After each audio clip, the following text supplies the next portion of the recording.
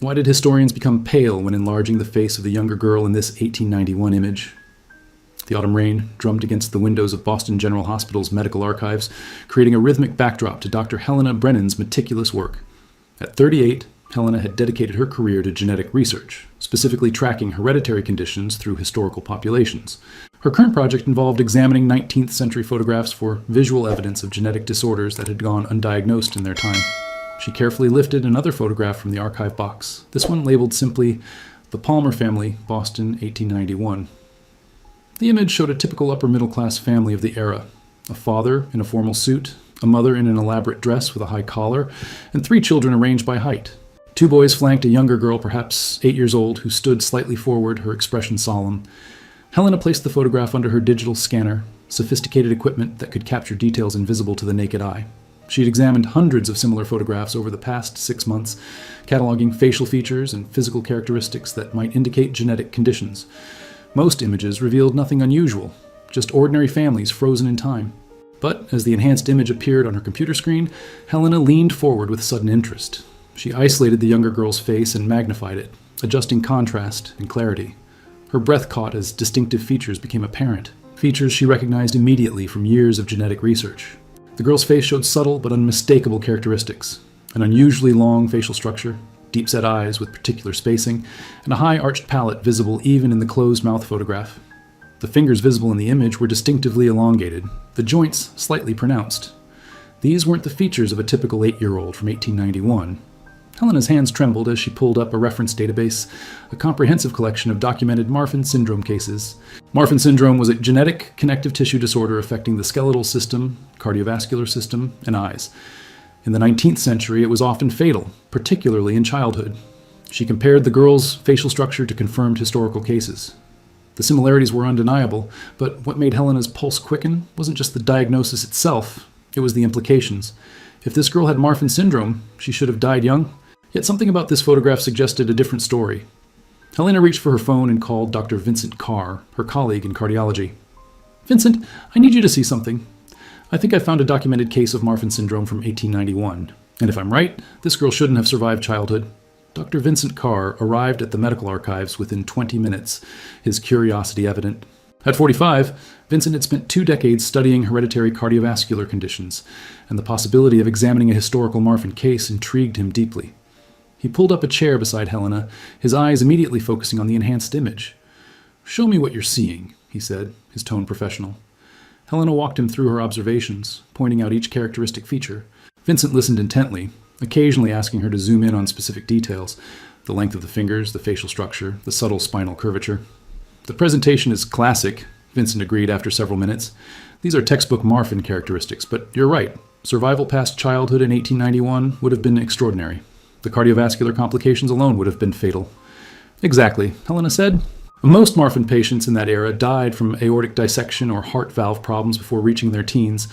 There was no surgical intervention, no medication, no monitoring." Vincent studied the photograph with renewed intensity. "Unless she didn't have the full syndrome, Marfan presents on a spectrum. Some patients have primarily skeletal manifestations with minimal cardiovascular involvement. It's rare but possible." He began searching the hospital's historical records database. Boston General was one of the premier medical institutions during that period. "Let me search for the Palmer family name in our patient records." The database search took several minutes. Finally, results appeared. Vincent's eyes widened. "Helena, look at this. Catherine Palmer admitted multiple times between 1889 and 1895. Age matches the girl in the photograph. The diagnosis is listed as constitutional weakness with cardiac symptoms." Helena leaned in to read the entries. The records were sparse, but they painted a picture of a child under careful medical supervision. Regular examinations, notes about unusual height, observations about joint flexibility, and repeated warnings about avoiding physical exertion. "Someone knew," Helena whispered. "Some physician recognized this child had a serious condition, even without a name for it, and they were trying to keep her alive." Vincent scrolled through more entries. "Here's something interesting. Starting in 1892, there's a series of consultations with a Dr. Nathaniel Whitmore. I don't recognize that name." Helena quickly searched for Whitmore. What she found made her sit back in surprise. "Vincent, Nathaniel Whitmore wasn't on staff here. He was a private physician who'd studied in Europe, specifically where the earliest research into connective tissue disorders was beginning. He published papers on hereditary conditions in children." "So the family sought out a specialist," Vincent said. someone who might understand what was happening when other physicians couldn't explain it. The Boston Medical Library occupied a historic building in the city's medical district. Helena arrived early the following morning, armed with a list of publications authored by Dr. Nathaniel Whitmore between 1885 and 1900. The librarian, Thomas, greeted her warmly. "Doctor Brennan, what fascinating mystery are you chasing this time?"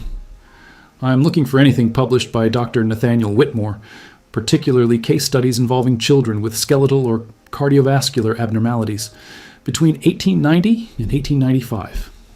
Thomas's eyes lit up. Whitmore, brilliant physician far ahead of his time.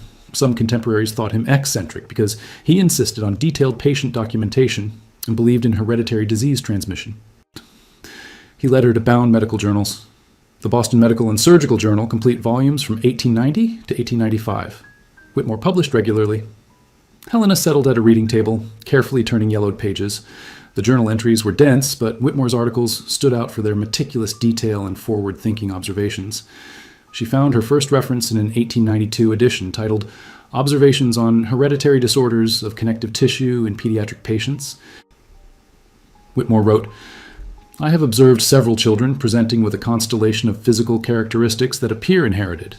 Unusual height, elongation of extremities, particularly fingers and toes, excessive joint flexibility, and cardiovascular abnormalities including heart murmurs.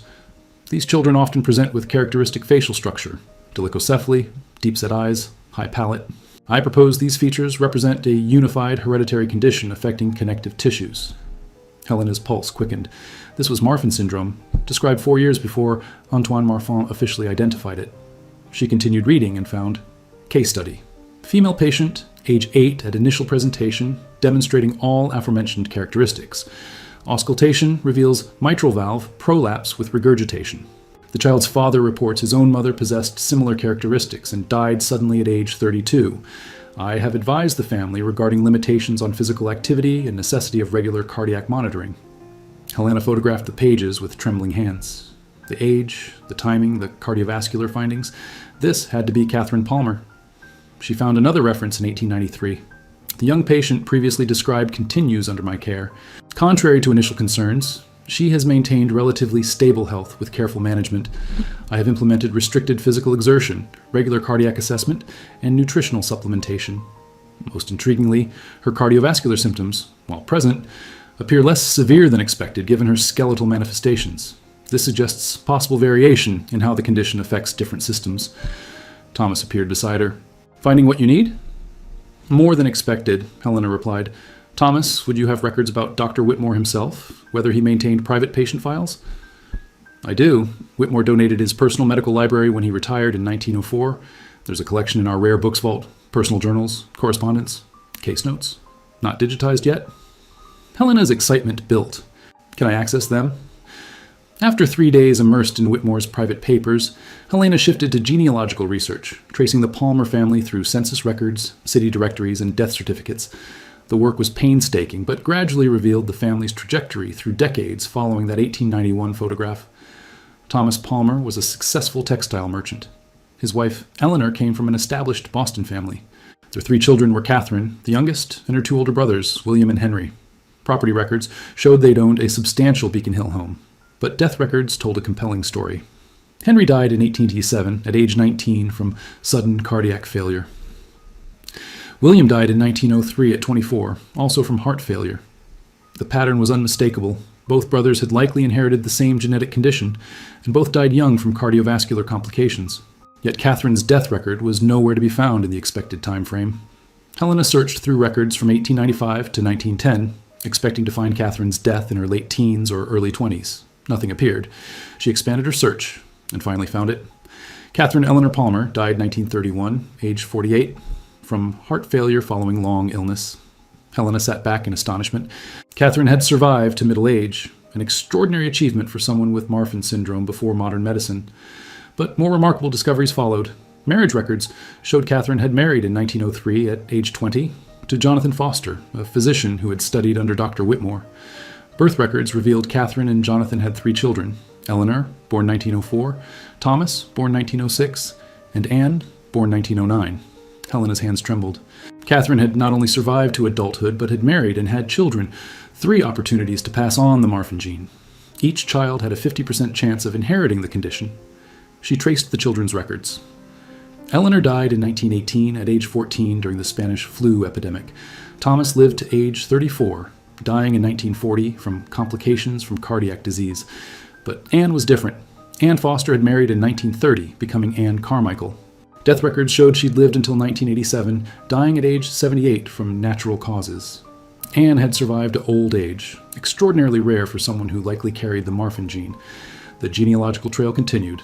Anne had 4 children, born between 1932 and 1940. Helena traced each line forward through marriages, births, and deaths. The family had spread across the country, descendants now living in California, Texas, Florida, and Massachusetts. What struck Helena most was the pattern. Some family members died young from cardiac causes, suggesting full Marfan expression. Others lived normal lifespans with no apparent symptoms. This variation suggested something unusual, possibly a mutation producing variable expression. Helena compiled a family tree spanning 5 generations. She identified 12 living descendants in the direct maternal line from Catherine through Anne.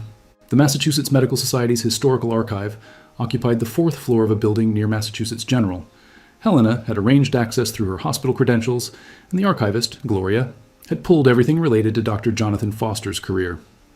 Foster maintained a private practice in Boston from 1902 until his death in 1935, Gloria explained. He specialized in internal medicine with a focus on cardiac conditions. He was skilled, though never achieved prominence. He published occasionally, but spent most energy on patient care. Helena began sorting through documents, finding patient ledgers, correspondence, and medical notes spanning 3 decades. In a folder labeled Personal Medical Observations, she found detailed health records for Catherine and their 3 children. The entries began in 1903. C continues under careful monitoring. Her cardiac status remains stable, though I detect slight progression in mitral valve prolapse. Dr. Whitmore and I agree pregnancy would present significant risks. However, C is determined to have children. We will proceed with extreme caution. The entries documented Catherine's first pregnancy in 1904. Foster had monitored her obsessively, weekly examinations, careful tracking of cardiac symptoms, strict activity limitations. Eleanor was born healthy, though Foster immediately noted her unusual length and distinctive facial characteristics. Eleanor shows signs of the maternal condition, he wrote when the baby was 2 months old. Elongated fingers, high palate, slight chest asymmetry. I will monitor carefully for cardiac involvement. Helena found similar records for Thomas and Anne's births. Foster had documented every milestone, every symptom, every concern. He'd been watching for Marfan signs in all 3 children, knowing the genetic odds. The records painted a picture of a family living under constant shadow of genetic illness. Eleanor showed clear Marfan signs by age 5, rapid growth, joint hypermobility, and by age 10, a detectable heart murmur. Thomas displayed milder characteristics, but Foster noted cardiac concerns by his teens. Anne, remarkably, showed minimal signs, slightly tall, some joint flexibility, but no significant cardiac symptoms. What struck Helena was Foster's innovative management. Decades before modern Marfan protocols, he'd implemented the same principles still used today. Restricted strenuous activity, regular cardiac monitoring, prompt treatment of respiratory infections, and careful attention to skeletal issues. She found an entry from 1918. I have lost my eldest daughter. The influenza took her quickly, but I know her weakened cardiovascular system made her unable to fight effectively. Catherine is devastated. I am devastated. We knew Eleanor's time would likely be short, but we hoped for more years. Helena's eyes filled with tears. The clinical language couldn't hide Foster's grief, the anguish of a father and physician who'd fought to save his daughter and failed. Helena met with Vincent and a 3rd colleague, Dr. Rachel Kim, a medical geneticist specializing in connective tissue disorders. They gathered in Helena's office, surrounded by documents, photographs, and the 5-generation family tree spread across her desk. What you found is extraordinary, Rachel said, studying the genealogical chart. Variable expression of Marfan syndrome isn't uncommon, but the pattern here is unusual. Catherine survived to 48, her daughter Anne to 78, both remarkable for untreated Marfan patients of their eras. Vincent pointed to the family tree. And look at the current generation. We have 12 living descendants, most in their 40s through 70s. If they carry the Marfan gene, many have already outlived historical expectations. Which suggests a unique genetic variant, Rachel said. Classic Marfan syndrome is caused by mutations in the FBN1 gene, which codes for fibrillin-1, a protein essential for connective tissue strength. But there are over 3,000 known FBN1 mutations, and they produce wildly different clinical outcomes. Some cause severe childhood disease, others allow relatively normal lifespans with careful management. Helena leaned forward. So, you think this family carries a specific FBN1 mutation that produces milder cardiovascular effects while maintaining the skeletal characteristics? It's possible, Rachel said. Or they might have genetic modifiers, other genes that influence how the Marfan mutation expresses itself. Either way, if we could study living family members, compare their genetic profiles, we might identify protective factors that could help current Marfan patients. But we need to contact them carefully, Vincent cautioned. These people might not know their family medical history. We'd be telling them they're potentially at risk for a serious genetic condition. Helena had already drafted a letter, and she passed copies to her colleagues. The letter explained her research, described the historical findings, and invited descendants to participate in a voluntary genetic study. It emphasized that participation was completely optional and that genetic counseling would be provided regardless of whether they chose to participate. I've identified contact information for 8 of the 12 descendants, Helena said. The others have been harder to locate. I'm proposing we send letters to those 8, explain the research, and see who responds. Rachel read through the letter carefully. This is well written and appropriately cautious, but Helena, you should know, even if some agree to participate, this kind of genetic research takes years, identifying specific mutations, understanding their effects, correlating genotype with phenotype. It's complex work. I know, Helena said, but this family's story deserves to be told, and if their unique genetics can help future Marfan patients, we owe it to them to try. They spent the next hour refining the contact letter, ensuring it struck the right balance between explaining the significance of the research and respecting the descendants' privacy and autonomy. Finally, they agreed on the final version. Helena would mail the letters the following day to descendants in California, Texas, Florida, and Massachusetts. Then they would wait and hope that someone would respond. 3 weeks after sending the letters, Helena received her first response. It came via email from a woman named Julia Carmichael, age 54, living in San Diego. She was Anne's granddaughter, making her Catherine Palmer's great-great-granddaughter. The email read, Dr. Brennan, I received your letter about the genetic research involving my family, and I'm very interested in participating. Your letter explained that my great-great-grandmother Catherine may have had Marfan syndrome. This would explain so much about my family's medical history that has always puzzled us. My grandmother Anne was unusually tall and had heart problems in her later years, though she lived to 78. My mother died at 52 from an aortic aneurysm rupture. I've always been tall and flexible, and my cardiologist has mentioned concern about a heart murmur. I never understood why these issues ran in our family. I would very much like to know more and am willing to participate in genetic testing. Helena's hands trembled as she read the email. Julia's mother had died from an aortic aneurysm, a classic Marfan complication. Julia herself had cardiac symptoms. This was an active case, not just historical interest. She immediately called Vincent and Rachel. Within an hour, they'd arranged a video conference with Julia for the following day. They needed to move quickly. If Julia had Marfan syndrome and was showing cardiac symptoms, she needed current medical evaluation and management. The video call began with introductions. Julia appeared on screen, a tall woman with distinctive features. Helena recognized immediately from the photographs the elongated face, the particular eye spacing, the long fingers visible as she gestured while talking. She was looking at her great-great-grandmother across 5 generations. Thank you for responding, Helena began. I want to start by saying that what we discussed today might be concerning, but everything we're learning about your family's medical history could be very beneficial for your health going forward. Julia nodded. I understand. Please, tell me what you found. Helena walked her through the entire discovery. The 1891 photograph, the identification of Marfan characteristics in Catherine, Dr. Whitmore's documentation, Catherine's surprising survival to middle age, and the pattern through subsequent generations. Your great-great-grandmother Catherine had Marfan syndrome, Helena explained. It's a genetic condition that affects connective tissue throughout the body. The most serious complication is cardiovascular. It weakens the walls of blood vessels, particularly the aorta, which can lead to aneurysms or dissection. Julia's expression grew serious. That's what killed my mother, an aortic aneurysm that ruptured suddenly. She was only 52. I'm very sorry, Helena said gently. Julia, based on your family history and the symptoms you mentioned, there's a significant possibility you've inherited the same genetic variant, the heart murmur your cardiologist noted. That needs to be evaluated specifically for Marfan-related cardiac issues. Vincent joined the conversation. Julia, I'm a cardiologist specializing in genetic cardiovascular conditions. I'd like to arrange for you to have a complete cardiac workup. Echocardiogram, possibly CT or MRI imaging of your aorta, and genetic testing. If you do have Marfan syndrome, there are treatments that can prevent the kind of catastrophic event that took your mother. Julia's eyes filled with tears. So this letter might have saved my life? Possibly, Vincent said carefully, but we need to evaluate you properly first. 2 weeks later, Julia flew to Boston for comprehensive medical evaluation at Boston General Hospital. Helena had coordinated with Vincent and Rachel to arrange every necessary test and consultation. Julia would spend 3 days undergoing cardiac imaging, genetic testing, and consultations with multiple specialists.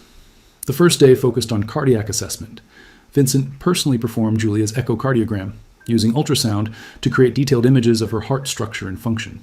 Helena watched from the observation area as the images appeared on screen, her medical training allowing her to recognize abnormalities immediately.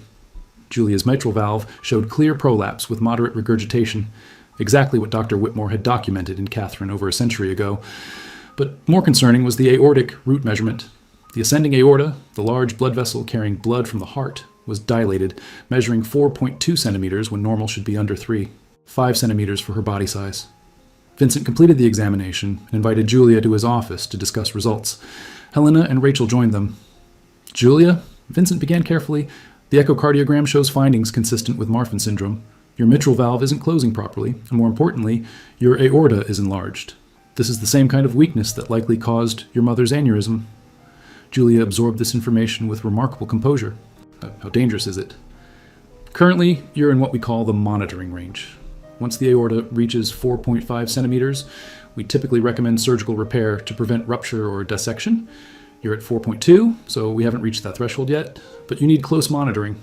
Echocardiograms every 6 months to track any progression. And medication? Yes. We'll start you on a beta blocker, which reduces blood pressure and the force of blood flow, protecting the aorta from further dilation. There's also research suggesting angiotensin receptor blockers may help. With proper management, many Marfan patients live normal lifespans. Rachel added, the genetic testing will take several weeks to process, but it will confirm the diagnosis and identify the specific mutation you carry. This information will be valuable for other family members who might want to be tested. Julia nodded slowly. I have 2 daughters, ages 28 and 25. They both need to be tested, don't they? They each have a 50% chance of inheriting this. Yes, Rachel said gently, but knowing allows for early intervention. If they carry the gene, we can monitor them and prevent complications. Your mother didn't have that opportunity. You and your daughters do. Over the next 2 days, Julia underwent additional testing, CT imaging of her entire aorta, skeletal x-rays to assess bone structure, eye examination to check for lens dislocation, and extensive blood work for genetic analysis. Each test added pieces to the diagnostic picture. On the final day, Helena met privately with Julia to discuss the historical research and what her participation meant for the broader study. Julia, your willingness to come here and undergo this evaluation has been incredibly valuable, but I want to explain what we're hoping to learn from the genetic testing. Your family line shows unusual variation in how Marfan syndrome expresses itself. Catherine survived to 48 and to 78, both remarkable for their times. We think you might carry a specific genetic variant that produces milder cardiovascular effects while maintaining other Marfan characteristics. Would that explain why I'm 54 and still alive when my mother died at 52? Possibly, though your mother's sudden death might have been preventable with proper monitoring. She likely didn't know she was at risk. But yes, there may be something about the specific mutation your family carries that allows for better outcomes with appropriate management. Julia was quiet for a moment. It's strange to think about my great-great-grandmother looking at her photo from 1891 and knowing we share this condition across all these years. She must have been terrified. She was brave, Helena said. The records show she knew what she had, knew the risks, but still married, and had children. She fought to live, and she succeeded far longer than anyone expected. And now her story might help save others. That's what we're hoping. 6 weeks later, Helena received the genetic testing results for Julia. She immediately called Vincent and Rachel to review them before contacting Julia. The 3 gathered in Helena's office, the laboratory reports spread across her desk. Rachel, as the geneticist, walked them through the findings. The results confirm Marfan syndrome caused by a mutation in the FBN1 gene, as we expected. But look at this specific mutation. It's a missense mutation in exon 24, resulting in a glycine to serine substitution at position 1127. Is that significant? Helena asked. Very. This particular mutation has been documented in medical literature, but rarely. It's associated with a milder phenotype, significant skeletal manifestations, but relatively less severe cardiovascular involvement compared to classical Marfan syndrome. Patients with this variant tend to have slower progression of aortic dilation. Vincent leaned forward, studying the report. So, Catherine's survival to 48 and survival to 78, it wasn't just luck or good medical management. The They carried a mutation that was inherently less aggressive cardiovascularly. Exactly, Rachel said, though medical management still mattered enormously. Without Dr. Whitmore's care and later Jonathan Foster's monitoring, Catherine might not have survived despite having the milder variant. But the genetic factor gave her a fighting chance. Helena felt the pieces finally coming together. This explains the variable expression in the family tree. Some descendants inherited the mutation and showed significant symptoms. Others inherited it, but had such mild expression they never knew. And some, like Catherine's son Thomas, who died at 34, may have had additional factors that worsened their outcomes. Environmental factors, other genetic modifiers, even chance events like infections or injuries can all affect how Marfan syndrome manifests, Rachel explained. But having this specific mutation as a baseline meant the family started from a somewhat better position than classical Marfan patients. What do we tell Julia? Vincent asked. The truth, Rachel said. Not that she has a variant associated with milder disease, but that she still needs careful monitoring and management. The mutation doesn't eliminate risk, it reduces it. Her mother's aneurysm proves that, but with proper care, Julia's prognosis is quite good. They called Julia that afternoon with the results. Helena could hear the relief in her voice when they explained that her specific mutation tended toward milder outcomes. Does this mean my daughters will be okay if they have it too? Julia asked. It means they need to be tested and monitored, just like you, Vincent said. But yes, if they inherited the same variant, their long-term prognosis with proper management is very good. They could live completely normal lifespans. Julia was quiet for a moment. Thank you, all of you, for finding that old photograph, for tracking down my family, for caring enough to reach out. You literally saved my life. If we hadn't found that aortic dilation, I could have ended up like my mother. After the call ended, Helena pulled up the 1891 photograph on her screen once more. Catherine Palmer at age 8, standing with her family, unknowingly carrying a genetic secret that would echo through 5 generations. We need to publish this, Rachel said. A case study documenting a specific FBN1 mutation tracked through 5 generations, with historical medical records from the 1890s. This is unprecedented. And we need to contact the other descendants, Vincent added. There are 11 more people who might be carriers. They all deserve the chance to know. Helena nodded, already drafting more letters. Catherine's story was far from over. 4 months after Julia's diagnosis, Helena stood in a conference room at Boston General Hospital, preparing to present her research at the American College of Medical Genetics annual meeting. The room was packed with geneticists, cardiologists, and historians. Word had spread about the remarkable case study spanning 130 years. The presentation screen displayed the 1891 photograph, Catherine Palmer's young face looking out at an audience who now understood what those features meant. Helena had titled her talk, A Family's 5-Generation Journey with Marfan Syndrome, Historical Documentation, Genetic Analysis, and Modern Implications. She walked the audience through the entire story, the discovery of the photograph, the identification of Marfan characteristics, Dr. Whitmore's prescient documentation decades before the syndrome was officially named, the family tree spanning 5 generations, and finally the genetic testing that revealed the specific FBN1 mutation responsible. What makes this case extraordinary, Helena explained, is the combination of historical medical records and modern genetic analysis.